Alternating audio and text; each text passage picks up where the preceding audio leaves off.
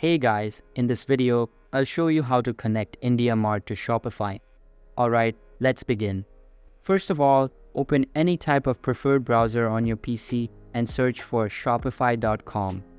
After that, sign into your account and you will be redirected to the home page. Here, click on the Add Apps feature from the left side menu and a new pop-up will appear. Simply click on the Shopify App Store option and a new tab will load up. In the App Store, you just need to search for IndiaMART and a bunch of apps will appear.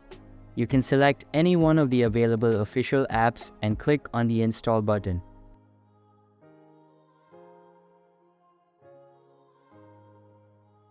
After that, click on the Install button again, and you will be redirected to this web page.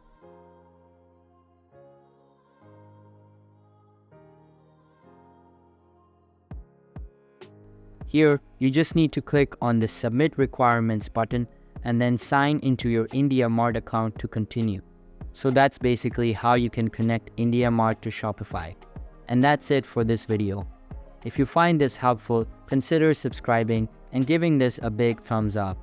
Thanks.